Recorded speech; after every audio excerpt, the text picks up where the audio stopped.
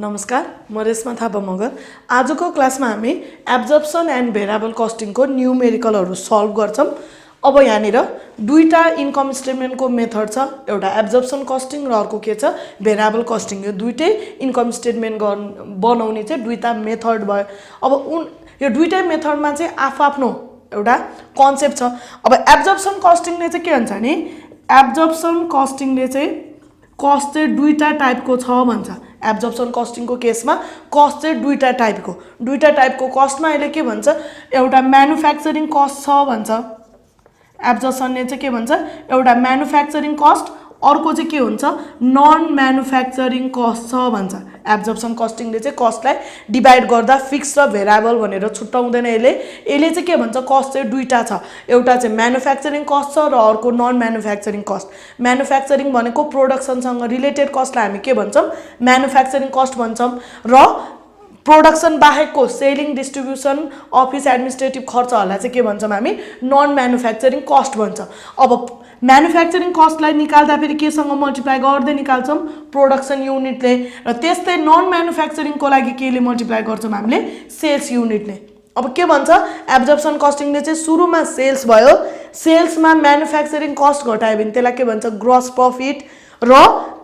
Gross प्रफिटमा non manufacturing cost घटाइदियो भने त्यसलाई के भन्छ नेट प्रफिट। एब्जर्प्सन कस्टिङले चाहिँ कस्ट दुईटा टाइप, एउटा म्यानुफ्याक्चरिङ र अर्को के भन्छ नन म्यानुफ्याक्चरिङ भन्छ। त्यस्तै अर्को हामीसँग भेरिएबल कस्टिङ छ। भेरिएबल कस्टिङले चाहिँ कस्ट दुईटा टाइपको छ भन्छ, एउटा भेरिएबल कस्ट र अर्को के भन्छ फिक्स्ड कस्ट हैन। यसले चाहिँ म्यानुफ्याक्चरिङ र नन म्यानुफ्याक्चरिङ भन्दा पनि सुरुमा के गर्यो, दुईटा कस्ट छ, एउटा भेरिएबल कस्ट छ, एउटा के छ फिक्स्ड कस्ट छ। र भेरिएबल कस्टलाई चाहिँ फर्दर के गरेर टुक्राइदिन्छ, भेरिएबल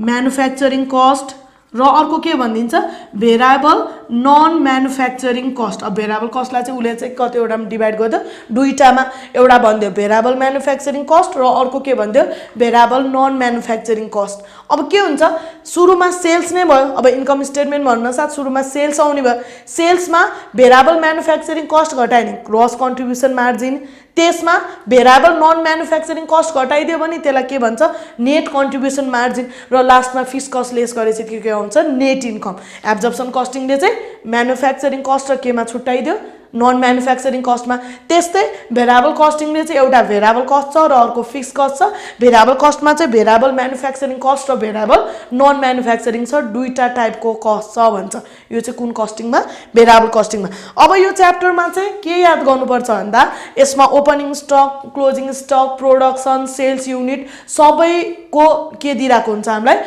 भ्यालुहरू दिएको हुन्छ। अब के भइदियो भने रुल चाहिँ के हुन्छ भने, एउटा चाहिँ हामीलाई ओपनिङ स्टकमा जहिले पनि प्रोडक्सन युनिट्स जोड्दा त्यसलाई सेल्स युनिट्स र केसँग बराबर हुन्छ, क्लोजिङ स्टकसँग भन्छ यसले। अब के भन्छ रुल चाहिँ, ओपनिङ स्टकमा प्रोडक्सन एड गर्दा जहिले पनि केसँग बराबर हुनु पर्यो, सेल्स र क्लोजिङ स्टकसँग हैन। जति प्रोडक्सन गर्छ आफूसँग जति बाँकी छ त्यो नै के हुन्छ सेल्स, र अनि लास्टमा रिमेनिङ स्टक भन्छ। अब चारवटा डाटा मध्ये सपोज कुनै एउटा डाटा दिएन भने त्यस्तो केसमा के गर्छौँ, ओपनिङ दियो, प्रोडक्सन दियो, सेल्स दियो, क्लोजिङ दिएन भने ल्याएर सेल्स घटाइदिन्छौँ। अथवा सबै दियो ओपनिङ दिएन भने सेल्स र क्लोजिङ जोडेर प्रोडक्सन घटाइदिएर के आउँछ ओपनिङ। यही फर्मुलालाई चाहिँ के गर्छौँ हामी घुमाउने काम गर्छौँ। र यो च्याप्टरमा अर्को एउटा इम्पोर्टेन्ट फर्मुला भनेको स्ट्यान्डर्ड फिक्स्ड म्यानुफ्याक्चरिङ ओभरहेडको रेट हैन। हामीलाई चाहिँ के चाहिन्छ, स्ट्यान्डर्ड फिक्स्ड म्यानुफ्याक्चरिङ ओभरहेडको रेट चाहियो। यसलाई हामीले सर्टकटमा भन्दा SFOR भन्छौँ। SFOR को फर्मुला चाहिँ हाम्रो के हुन्छ, fixed manufacturing cost divide by यसलाई चाहिँ केले गर्छौँ नर्मल क्यापासिटी। फिक्स्ड म्यानुफ्याक्चरिङ कस्टलाई नर्मल क्यापासिटीले डिभाइड गरिदियो भने त्यो नै हामीलाई के आउँछ standard fixed manufacturing overhead rate आयो, SFOR। Fixed manufacturing cost divide by के गर्छौँ नर्मल क्यापासिटी। यति गरेपछि यो चाहिँ के भयो, एब्जर्प्सन कस्टिङ र हाम्रो भेरिएबल कस्टिङको चाहिँ कन्सेप्ट भयो। हामीसँग यहाँनिर एउटा भेरिएबल कस्टिङ मेथडको चाहिँ क्वेसन छ। A company had the following relevant information. इन्फर्मेसनहरु दिइरहेको छ, डाइरेक्ट मटेरियल, डाइरेक्ट लेबर, भनेछ डाइरेक्ट मेटेरियल डाइरेक्ट लेबर भन्नासाथ म्यानुफ्याक्चरिङ कस्टहरू भयो यसलाई केसँग मल्टिप्लाई गर्दै राख्छौँ प्रोडक्सन युनिटसँग त्यस्तै भेरिएबल म्यानुफ्याक्चरिङ नै भन्यो यसलाई केसँग मल्टिप्लाई गर्छौँ प्रोडक्सनसँग त्यस्तै भेरिएबल सेलिङ एक्सपेन्सेस भनेको नन म्यानुफ्याक्चरिङ कस्ट यसलाई चाहिँ केसँग मल्टिप्लाई गर्दै गर्छौँ सेल्स युनिटसँग अर्को छ हामीसँग सेलिङ प्राइस पर युनिट कतिवटा सामान बेचेछ कम्पनीले 30 वटा सामान बेचेछ अर्को छ fixed manufacturing overhead per unit हामीलाई चाहिँ ओभरहेडको रेट नै दियो हैन standard fixed manufacturing overhead rate चाहिँ कति रुपैयाँ दिइराछ 5 रुपैयाँ त्यस्तै फिक्स्ड सेलिङ एक्सपेन्सेस चाहिँ कति दियो हामीलाई 72,000 यो भयो सबै इन्फर्मेसन कस्टहरुको बारेमा त्यो पछि दियो नर्मल क्यापासिटी क्वेशनले नर्मल क्यापासिटी हामीलाई 30,000 युनिट्स दियो र हामीलाई त्यहाँनिर इयर 1 र 2 दिएछ हैन र जहिले पनि रिक्वायर्डमा हेर्नु पर्यो दुईटै इयरको इन्कम स्टेटमेन्ट भनेको छ कि एउटाको अब यहाँ 1 मा रिक्वायर्डमा के भन्यो income statement under absorption costing हैन क्वेशनले इन्डिकेट गर्छ एब्जर्प्सन कस्टिङ गर्ने कि भेरिएबल कस्टिङ गर्ने भनेर क्वेशनले हामीलाई कुन कस्टिङ भन्दियो एब्जर्प्सन कस्टिङ भन्दियो सिस्टम फर इयर कुन मात्र 2 मात्र भन्दियो भने इयर 2 को लागि चाहिँ हामीलाई के बनाउनु छ इन्कम स्टेटमेन्ट बनाउनु छ अब यहाँ जाँदा फेरि हामी सुरुमा चाहिँ के गर्छौं इयर 1 बाटै गर्छौं किनभने इयर 1 को क्लोजिङ नै इयर 2 को लागि के हुन्छ जहिले पनि ओपनिङ हैन अघिल्लो सालको जे सामान बाँकी छ अर्को सालको लागि त्यो के हुन्छ ओपनिङ स्टक हुन्छ त्यही भएर यहाँनिर अब हामी के गर्छौं फर इयर 1 मा हामीलाई के दिएको छ क्वेशनले प्रोडक्सन युनिट्स दियो हामीलाई 25,000 र हामीलाई सेल्स युनिट्स दिएको छ हामीलाई 23,000 कम्पनीले कतिवटा सामान प्रोडक्सन गरेछ 25,000 वटा सामान प्रोडक्सन गरेछ हैन 25,000 सामान मध्ये मार्केटमा उले सेल्स कति गर्यो 23,000 हैन 25,000 मध्ये उले 23,000 चाहिँ बजारमा बेच्छ भने बाँकी 2,000 छ त्यो 2,000 लाई चाहिँ हामी के भन्छौं क्लोजिङ स्टक अब क्लोजिङ स्टक आयो हाम्रो 2000 युनिट्स कसरी निकाल्यौं प्रोडक्सनबाट सेल्स घटायौं जब प्रोडक्सन धेरै हुन्छ त्यो बेला के भइदियो क्लोजिङ स्टक चाहिँ आयो क्लोजिङ स्टक कति छ हामीसँग 2000 युनिट्स अब फर इयर 2 अब इयर 2 को केसमा के हुन्छ भने इयर 1 को क्लोजिङ स्टक जुन यो 2000 छ नि त्यो नि इयर 2 को लागि के हुन्छ ओपनिङ स्टक हुन्छ त्यही भएर यहाँनिर ओपनिङ स्टक भनेको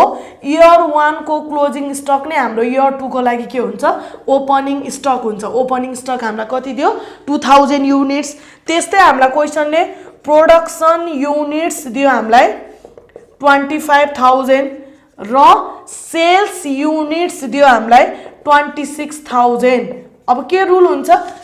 अघि भर्खर भनेको छु ओपनिङमा प्रोडक्सन जोड्दा सेल्स र केसँग बराबर हुन्छ क्लोजिङसँग भन्छ यहाँनिर क्लोजिङ स्टक दिएन नि त्यही भएर अब हामी के गर्छौं क्लोजिङ स्टक भनेको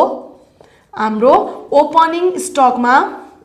के एड गर्दिन्छौं प्रोडक्सन युनिट एड गर्दा माइनस के गर्दिने अब सेल्स हैन अब क्लोजिङ निकाल्नु छ ओपनिङमा प्रोडक्सन जोड्ने र सेल्स लेस गर्दिदा हाम्रो के हुन्छ क्लोजिङ स्टक ओपनिङ स्टक आयो हाम्रो 2000 प्रोडक्सन युनिट छ 25,000 र सेल्स युनिट छ 26,000 भन्छ यो चाहिँ क्लोजिङ स्टक कति आयो हामीलाई 1000 युनिट यो इयर 2 को लागि हामीलाई opening stock closing stock sales unit र प्रोडक्सन युनिट चारवटै डाटा भयो अब यति पछि जहिले पनि हामी अर्को एउटा फर्मुला युज गर्छौं सुरुमा standard fixed manufacturing overhead rate योलाई के भन्छौं हामी एसएफओआर भनेको फिक्स्ड मैन्युफैक्चरिंग कस्ट यो फर्मुला लगाइहाल्छौं मैन्युफैक्चरिंग कस्ट डिवाइड बाइ के गर्छौं नर्मल क्यापासिटी अब standard fixed overhead rate manufacturing overhead rate हामीलाई क्वेशनले 5 दिएको छ फिक्स्ड मैन्युफैक्चरिंग कस्ट दिएको छैन र नर्मल क्यापासिटी चाहिँ हामीलाई कति दियो क्वेशनले 30,000 योबाट हामीले के सल्भ गर्यौं फिक्स्ड मैन्युफैक्चरिंग कस्ट चाहिँ कति रहेछ हामीसँग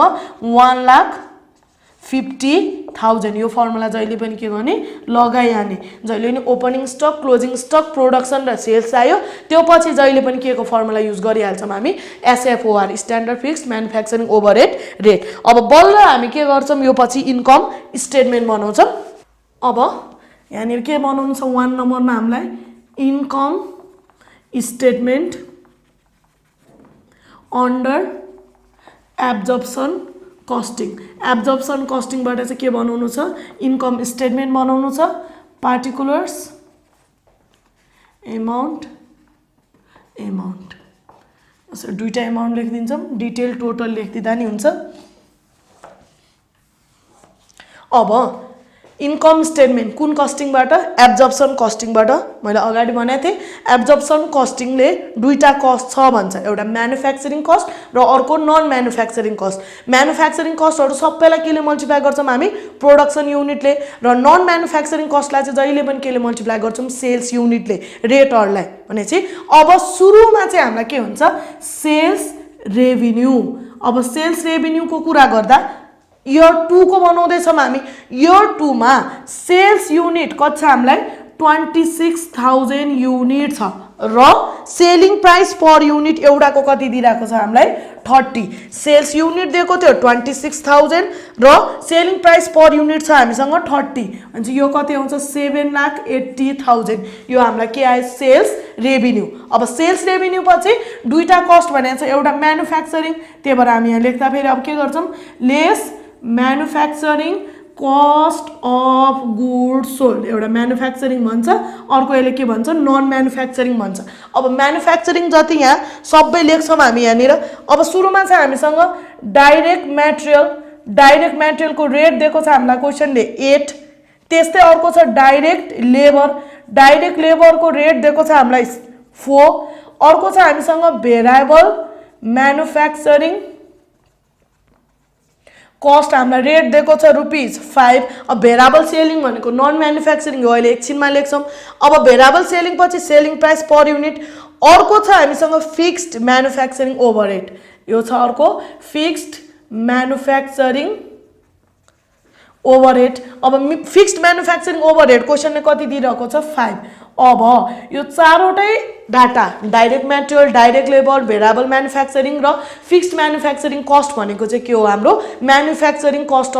कस्टहरू हो त्यही भएर म्यानुफ्याक्चरिङ कस्ट अफ गुड्स सोल्डमा राख्यौँ अब यो सबैलाई हामीले केसँग मल्टिप्लाई गर्छौँ सेल्स म्यानुफ्याक्चर भनेको प्रोडक्सनसँग रिलेटेड भयो त्यही भएर यसलाई चाहिँ अब केसँग मल्टिप्लाई गर्छौँ प्रोडक्सन युनिटसँग म्यानुफ्याक्चर भनेको प्रोडक्सन गर्यो भने चाहिँ यहाँनिर प्रोडक्सन युनिट हामीलाई कति छ 25,000 छ यसले नै सबैलाई के गर्छौँ यसरी मल्टिप्लाई गर्दै राख्छौँ जहिले पनि म्यानुफ्याक्चरिङलाई चाहिँ प्रोडक्सनले मल्टिप्लाई गर्ने अब यो गर्दा 8 × 25,000 गर्दा यो हामीलाई 2 लाख आयो त्यस्तै 4 × 25,000 गर्दा यो 1 लाख आयो 5 × 25,000 गर्दा 1,25,000 यो पनि 1,25,000 5 × 25,000 यो आयो हामीलाई टोटल म्यानुफ्याक्चरिङ कस्ट अब म्यानुफ्याक्चरिङ कस्ट लेखेपछि जहिले नि रेट निकालौँ अब रेट निकाल्दा के गर्छौँ यही माथिको रेटहरू जोडिदिन्छौँ 8 4 5 र 5 के गर्ने एड गर्ने 8 4 5 र 5 जोड्दा फेरि यो कति आउँछ हामीलाई 22 आयो र यो चारवटा 2 लाख 1 लाख 1,25,000 र 1,25,000 जोड्दा हामीलाई आयो 5,50,000 यो भयो म्यानुफ्याक्चरिङ कस्ट अब यो पछि के गर्छौँ हामी एड ओपनिङ स्टक हैन एड के गर्छौँ ओपनिङ स्टक लेस के गर्छौँ हामी क्लोजिङ स्टक अब कुरो के आउँछ भने ओपनिङ स्टक हामीलाई अघिको कति निकालिसकेका छौँ 2000 त्यस्तै क्लोजिङ स्टक कति निकालेको छौँ 1000 ओपनिङ स्टक छ हामीसँग 2000 र ओपनिङ स्टक क्लोजिङ स्टक छ 1000 अब यसको रेट चाहिँ यही माथिको जुन टोटल म्यानुफ्याक्चरिङ कस्ट जुन हामीले माथिको रेटहरू टोटल गर्यौँ नि त्यही नै ओपनिङ र क्लोजिङको लागि चाहिँ के हुन्छ रेट हुन्छ भनेपछि यो कति छ रेट 22 अब यो 22 × 2000 गर्दा यो 44,000 र यो कति आयो 22,000 यति टोटल गर्दा यो हामीलाई के आउँछ total manufacturing cost of goods sold before adjustment अब बिफोर एडजस्टमेन्ट गर्दा फेरि अब यो टोटल गर्छौँ 550 मा 44,000 जोड्ने र 22,000 चाहिँ के गर्ने लेस गर्दा यो आयो हामीलाई 5,72,000 हैन यो चाहिँ के आयो total manufacturing cost of goods sold before adjustment गर्नुभन्दा अगाडि हाम्रो चाहिँ कति छ टोटल कस्ट 5,72,000 छ। अब यो पछि जहिले पनि फिक्स्ड म्यानुफ्याक्चरिङ कस्ट हेर्ने हामीले फिक्स्ड म्यानुफ्याक्चरिङ कस्ट 1,50,000 हो भनेर निकाल्यौं हैन अथवा क्वेशनले दिन्छ कहिले यो केसमा हामीले निकाल्यौं फिक्स्ड म्यानुफ्याक्चरिङ कस्ट छ 1,50,000 र हामीले यहाँ रेकर्ड गर्दा फिक्स्ड म्यानुफ्याक्चरिङ कस्ट 1,25,000 रियलमा कस्ट हो 1,50,000 र हामीले चाहिँ रेकर्ड कति मात्र गर्यौं 1,25,000 भनेपछि हामीले त 25,000 कम लेख्यौं नि अब 1,25,000 लाई 1,50,000 बनाउनु छ भनेपछि 1,25,000 मा 25,000 जोड दिँदा 1,50,000 हुन्छ नि त हामीले यहाँ के गर्यौं 1,25,000 लेख्यौं कम लेखिरहेको छौं भनेपछि यो 1,25,000 लाई यति बनाउनु 1,50,000 बनाउँदा कति जोड्नु पर्यो 25,000 जोड्नु पर्यो। अब यसलाई लेख्दा फेरि चाहिँ कसरी लेख्छौं हामी add under absorption of fixed manufacturing cost भनेर लेख्छौं हैन हामीले चाहिँ के गर्यौं 1,25,000 मात्र रेकर्ड गर्यौं गर्नुपर्ने 1,50,000 अनि हामीले 25,000 चाहिँ के गर्यौं कम रेकर्ड गर्यौं त्यही भएर यसलाई चाहिँ के गर्छौं 25,000 एड गर्दिन्छौं यति 5,72,000 मा 25,000 जोड्दा यसलाई भन्छौं हामी total manufacturing cost of goods sold after के गर्छौं एडजस्टमेन्ट अब 5,72,000 मा 25,000 जोड्दा 5,97,000 यो चाहिँ के आयो 5,72,000 मा 25,000 जोड्दा 5,97,000 आयो। अब यो टपिकमै सुरुमा के लेख्थ्यौं हामीले लेस यसलाई चाहिँ हामीले के गर्नु छ लेस गर्नु छ 5,97,000 चाहिँ केबाट लेस गर्नु छ सेल्सबाट अब सेल्सबाट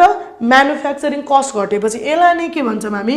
ग्रस प्रॉफिट हैन यसरी सेल्स 7,80,000 बाट 5,97,000 घटाउँदा यो के आउँछ ग्रस प्रॉफिट यसलाई यसरी लेख्छौं 1,83,000 यो भयो म्यानुफ्याक्चरिङ को कुरा। अब के को पालो छ नन म्यानुफ्याक्चरिङ कस्ट को अब नन म्यानुफ्याक्चरिङ कस्टहरुको रेटलाई चाहिँ के सँग मल्टिप्लाई गर्छौं सेल्स युनिट सँग। अब यहाँनिर लेख्दा less non manufacturing cost of goods sold अब non manufacturing cost of goods sold को कुरा गर्दा फेरि यहाँनिर अब हामीलाई नन म्यानुफ्याक्चरिङ कस्ट सुरुमा के दिएको छ यहाँनिर भेरिएबल सेलिङ एक्सपेन्सेस कति पर्सेन्टेज भन्यो 5% जहिले पनि सेलिङ प्राइस को निकाल्ने हामीलाई सेलिङ प्राइस कति दिएको छ 30 को 5% निकाल्दा 5% अफ 30 गर्दा 30 को 5% निकाल्दा यो रेट कति आयो हामीलाई 1.5 हैन। अब यो नन म्यानुफ्याक्चरिङ भएको भएर यसलाई के सँग मल्टिप्लाई गर्छौं सेल्स युनिट सँग हैन। अब यसलाई इन्टु कति गर्दिन्छौं 26,000 1.5 इन्टु 26,000 गर्दा यो आयो 39,000 र क्वेशनले अर्को फिक्स्ड सेलिङ एक्सपेन्सेस दियो हामीलाई फिक्स्ड सेलिङ एक्सपेन्सेस दियो हामीलाई क्वेशनले कति 72,000 हामीलाई फिक्स्ड सेलिङ एक्सपेन्सेस चाहिँ 72,000 दियो। अब अरु छैन भनेपछि हामीलाई total non manufacturing cost of goods sold भनेको 39,000 र 72,000 जोड्दा 1,11,000 यो पनि के गर्नु छ माइनस गर्नु छ हैन किनभने लेस भनेको छ भनेपछि सेल्सबाट म्यानुफ्याक्चरिङ घटायौं ग्रस प्रॉफिट आयो ग्रस प्रॉफिट बाट नन म्यानुफ्याक्चरिङ घटाएपछि यसलाई नै के भन्छौं अब नेट प्रॉफिट। अब हाम्रो नेट प्रॉफिट चाहिँ कति आयो 72,000 यो चाहिँ के आयो हाम्रो एब्जर्प्सन कस्टिङ को इन्कम स्टेटमेन्ट बनाउँदा नेट प्रॉफिट चाहिँ कति छ हामीसँग 72,000। अब सेकेन्ड नम्बरमा हामीलाई रिक्वायर्ड छ profit from variable costing system using reconciliation statement हामीलाई चाहिँ इन्कम स्टेटमेन्टबाट हैन रिकन्सिलिएसन स्टेटमेन्टबाट चाहिँ अब कुन कस्टिङको प्रॉफिट चाहियो भेरिएबल कस्टिङ हो भनेपछि अब हामी के बनाउँछौं रिकन्सिलिएसन स्टेटमेन्ट। अब रिकन्सिलिएसन स्टेटमेन्ट गर्दा फेरि जहिले पनि हामी के लेख्छौं net income under variable costing को हामीसँग छैन। अब हामीसँग के चाहिँ छ net profit under absorption costing यसरी लेख्छौं। अब एब्जर्प्सन कस्टिङ को हामीले भर्खर इन्कम स्टेटमेन्टबाट कति नेट प्रॉफिट निकाल्यौं 72,000 यही लेख्छौं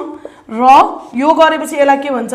डिफरेन्स इन प्रफिट दुईटाको डिफरेन्स यहाँ लेख्नु पर्यो जुन हामीसँग अहिले इन्फर्मेसन छैन हैन अब यो पछि जहिले पनि लेख्ने ओपनिङ स्टकको युनिट्स र के लेख्छौं क्लोजिङ स्टकको युनिट्स लेख्छौं अब हामीलाई ओपनिङ स्टकको युनिट कति छ 2000 र क्लोजिङ स्टकको युनिट कति छ 1000 हैन भनेपछि यहाँनिर ओपनिङ स्टक 2000 छ क्लोजिङ स्टक कति छ 1000 2000 बाट 1000 घटाउँदा यसलाई के भन्छौं डिफरेन्स इन युनिट्स भन्छौं 2000 मा 1000 घटाउँदा 1000 आयो into standard fixed overhead rate manufacturing overhead rate जुन क्वेशनले नै हामीलाई कति रुपैयाँ दिएको थियो 5 रुपैयाँ त्यो चाहिँ एसएफओआर यहाँ 5 लेख्छौं 1000 इन्टु 5 गर्दा यो के भयो 5000 हैन यो 5000 चाहिँ यसलाई के भन्यौं डिफरेन्स इन प्रॉफिट जहिले पनि यसरी नै बनाउँछौं सुरुमा भेरिएबल कस्टिङको प्रॉफिट लेख्छौं त्यो पछि एब्जर्प्सन कस्टिङको यो दुईटाको डिफरेन्सलाई नै भन्छौं हामी difference in profit opening stock closing stock लेख्छौं दुईटाको difference in units into SFOR गर्दा डिफरेन्स इन के आयो प्रॉफिट अब यो छ 5000 यसलाई नै अब यहाँ माथि लगेर कति लेख्छौं 5000 हैन यो डिफरेन्स इन प्रॉफिट छ यो माथिको नि डिफरेन्स इन प्रॉफिट हुन्छ यो 5000 नै माथि लगेर लेख्छौं अब के थाहा छ भेरिएबल कस्टिङबाट एब्जर्प्सन कस्टिङ घटाउँदा 5000 आउँथ्यो भने अब यो दुईटा जोड दिँदा कुन कस्टिङ आयो भेरिएबल कस्टिङ आयो अनि 72000 र 5000 जोड्दा कति आयो हाम्रो आन्सर अब भेरिएबल कस्टिङको चाहिँ 77000 यसको डिफरेन्स चाहिँ किन भएको हाम्रो क्लोजिङ स्टकको भ्यालुएसनको कारणले डिफरेन्स भा हुन्छ त्यही भएर रिकन्सिलिएसनको स्टेटमेन्ट चाहिँ जहिले पनि यसरी नै बनाउँछ आजको क्लास यति नै यो च्याप्टरको कन्टिन्यू भिडियोको लिंक तल डिस्क्रिप्सनमा राखेका छौं धन्यवाद